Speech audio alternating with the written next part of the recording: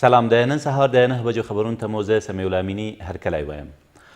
ټاکل شوې نن د سولې مشورتي لویې جرګې د اداري پلاوي د ټاکنې چارې ترسره او پر دندو وګمارل شي.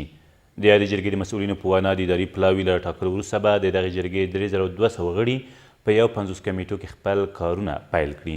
ویل کېږي د یادو کمیټو استازي به سبا خپل کاري راپورونه اداري پلاوي ته وسپاري او په 4مه ورځ به د ولسمشر په شتون کې د سولې په اړه خپل پرېکړه لیک اعلان کړي. د ننګرهار یو شمېر اوسیدونکي په دغه ولایت او په ځانګړې توګه په جلال آباد ښار کې د نامنۍ او جنایي جرمونو د ډېروالي له امله اندېښمن دي. د دوی په وینا یوازې تېره ورځ د یو ټرافیک پولیس په ګډون 2 کسان په جلال آباد ښار کې ترور او بریدګر هم په تېښته بریالي شوي دي. دوی همداراز له امنیتي مسؤلینو د امنیت خوندیینې غوښتنه کوي او ولایتي مسؤلین هم د امنیتي وضعیت د ښه والي لپاره د خپلو هلو ځلو د دوام خبره کوي. دا هغه خلک کولی چې کمزوره خلک نشي کولی، دا هغه مشران کولی چې هغه زورواکي، هغه خلک کولی چې هغه په لاس کې یو څه لري. نو موږ غواړو که په وطنوالو باندې هغوی غواړي چې زړه وسوځوي نو خپل وطن جوړ کړي، هدفي وژنې د له منځه یوسي. اوس مطلب دا چې ټوله هیره ترخه ده. د ننګرهار مدني نهادونه زیات تشویش او اندېښنه لري په دې باره کې او ولسونه ډېر پریشانه دي، ښار ته وتې نشي، سودا ته نن سبا خلک نشي وتلی.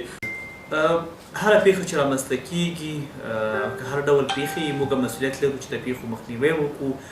په همدې موخه دنده ورکول شوې ده چې د دې دواړو پیښو جدي څېړنه وشي او له څېړنې وروسته معلومات شي.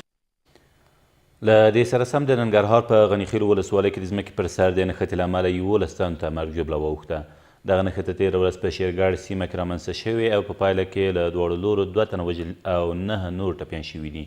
د ننګرهار د والي ویان زیاتوي سیمې ته د افغان ځواکونو له رسېدو سره سم نښته پای ته رسېدلې او په شخړه کې یو شمېر ښکېل کسان هم نیول شوي دي. د بادغیس په آبکمري ولسوالۍ کې د افغان هوایي ځواکونو په عملیاتو کې 19 طالبان وژل شوي او 40 نور یې ټپیان دي. د دغه ولایت امنیه قماندان خلیل الرحمن جواد وایي دغه هوایي عملیات 2 ورځې مخکې د قلعه نو ښار په لرو پرتو سیمو او په آبکمري ولسوالۍ کې پیل شوي او اوس هم دوام لري. له دې سره سم د بادغیس یو شمېر اوسیدونکي بیا د دغو عملیاتو له پیله هرکلی کوي. تقاضای ما از خود سران حکومت اینه که پیش از این که مثلا ما تمام از اردو یا از پلیس یا از دیگه ارگانهای دولتی خود ما افراد خیلی فهمیده خود از دست بدیم، ما تقاضای ما است که پیش از او باید وارد عمل بشه و حملات هوایی بیشتر بسازه. در نتیجه مجموع 19 تن مخالفین کشته و بیش از 24 تن دیگهشان مجروح شدند که وضعیت مجروحینشان هم وخیم بوده.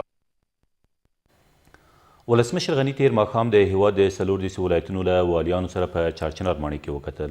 ښاغلي غني په دې کتنه کې په راتلونکو ولسمشري ټاکنو کې د والیانو پر بې پرېتوب له ټینګار سره بیره وویل د ولایتونو او لویو لارو د امنیت د لا ښه ټینګښت لپاره لارښوونه وکړه چې د والیانو او د امنیتي او دفاعي بنسټونو ترمنځ ګډه غونډه جوړه شي.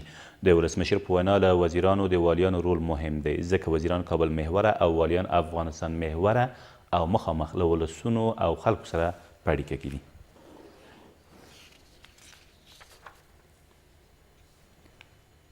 د هرات اسلام کلا پر لویه لاره د یو ټرافیکي پیښې له امله 6 کسان ټپیان شول.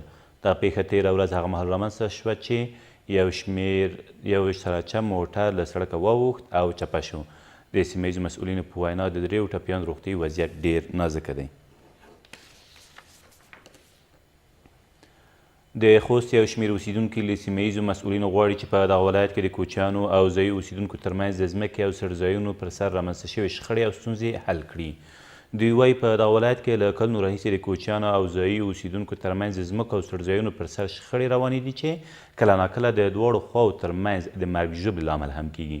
له دې سره سم د خوست ولایتي مسؤلین د یادې ستونزې د پخلي تر څنګ وایي د حل لپاره یې ځانګړي پلانونه لري چې په هر اړخیزه توګه به ورته د حل لاره ولټول شي. دولت دې په منځ کې دا مداخله وکړي چې دې نه شخړه جوړه نه شي. هر چا ته خپل هغه باید وښیي چې ته مثال تو دا لار دوی تو دا مونږ غرونه د سامي د سوتلې مو د ارڅې د شپږو میاشتو خپل واخ لري چې شپږ میاشتې بعد بیا دی څي کوچ کوي.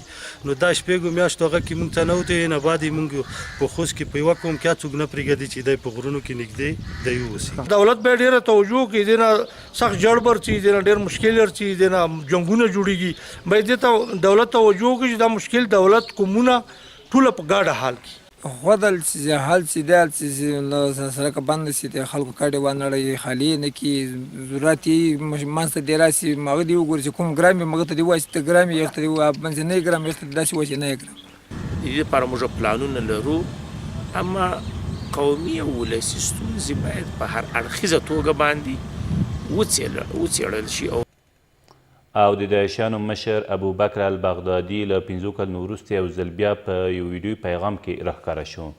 نوموړی تر دې مخکې په لومړي ځل په 2014 کال کې د عراق د موصل په النوري جومات کې لیدل شوی و.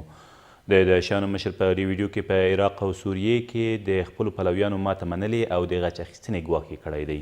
ویل کېږي په روان زیږیز کال کې داعش ډله په عراق او سوریې کې سخته ځپل شوې او ټولې هغه سیمې هم بیرته له دوی نیول شوي چې تر دې مخکې د دوی په ولکه کې وي. دا تر دې مهاله وروستي خبرونه، تر بیا مو الله امد.